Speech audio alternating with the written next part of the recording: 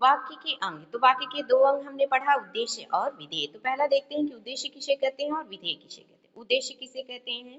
वाक्य में जिसके विषय में कुछ बताया जाता है उसे उद्देश्य कहते हैं। वाक्य में जिसके विषय में अगर कुछ बताया जाता है उसे उद्देश्य कहते हैं। जैसे विद्यार्थी कक्षा में पढ़ रहे हैं, डॉक्टर मरीज की जांच कर रहा है।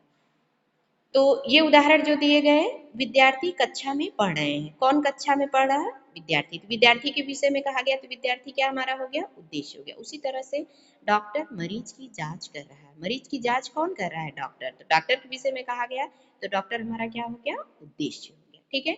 तो उपर्युक्त वाक्यों में विद्यार्थी और डॉक्टर क्या है? उद्देश्य। इस प्रकार से उद्देश्य किसे कहते हैं? वाक्य में जिसके विषय में कुछ बताया जाता है उसे उद्देश्य कहते हैं।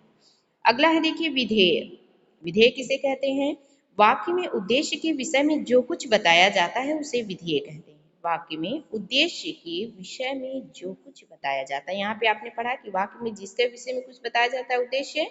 अब वाक्य में उद्देश्य के विषय में जो कुछ बताया जाता है उसे हम क्या कहते हैं? विधेय कहते हैं। जैसे उदाहरण देख लीजिए, बच्चे कक्षा में बैठे हैं, शीला बाजार गई है। इन वाक्यों में कक्षा में बैठे हैं और बाजार गई है विधेय है। बच्चे कक्षा में बैठे हैं, शीला बाजार गई है। दो उदाहरण हो गए। तो यहाँ पे देखिए उद्देश्य हमने पहले पढ़ा कि वाक्य में जिसके विषय में अगर कुछ हम बताते हैं, कहते हैं, तो वो उद्देश्य कहलाता है। तो उद्देश्य अगर इसमें हम ढूंढे तो क्या हो गए? हमारे बच्चे। ये बच्चे जो है उद्देश्य की, बच्चों के विषय में कहा गया।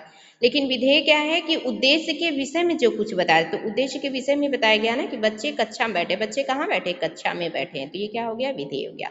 उसी तरह से शीला बाजार गई। शीला उद्देश्य हो गई है, लेकिन कहाँ गई? वह बाजार गई। शीला के विषय में बताया गया ना कि शीला कहाँ गई है?